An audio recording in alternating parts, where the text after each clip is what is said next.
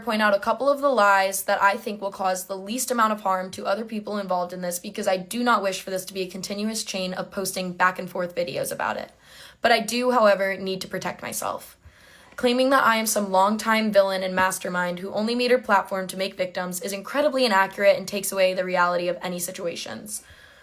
Unfortunately, the truth is I was in a serious problem for the majority of this year.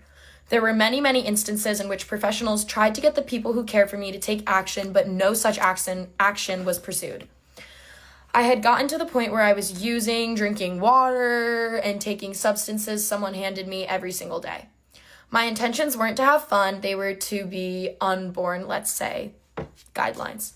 I've spent the majority of this year living in a constant state of paranoia and mania because of how much pressure my job and the side effects of overusing my medication had gotten to me. I have been living in an altered state of reality for far too long, which affected not only my safety, but the safety of people around me.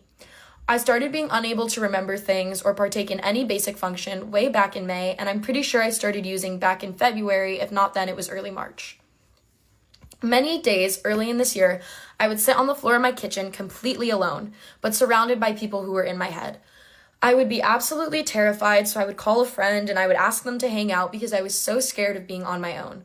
I would jokingly say that my friends were babysitting me because, quite frankly, what I needed at the time was a parent. I told a lot of the people around me about how bad my hallucinations and the voices were getting. I was very open online with how little I could sleep, but because I had chosen to surround myself with other people who used or people who did not care for my safety at all, I carried on in this state. There were multiple professionals who tried to get my parent to step it up and help me.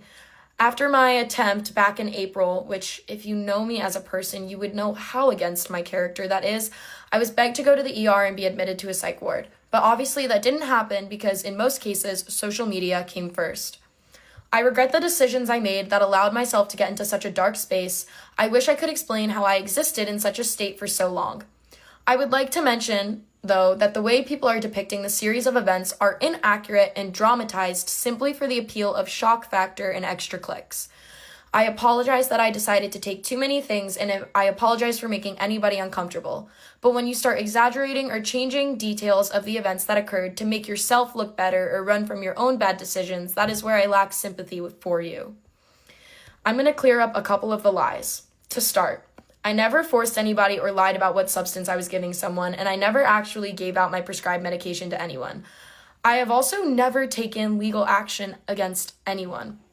After my most recent breakup, I was issued a cease and desist order, which I have the documentation and proof of, so I'm unable to talk about any of those things. I don't know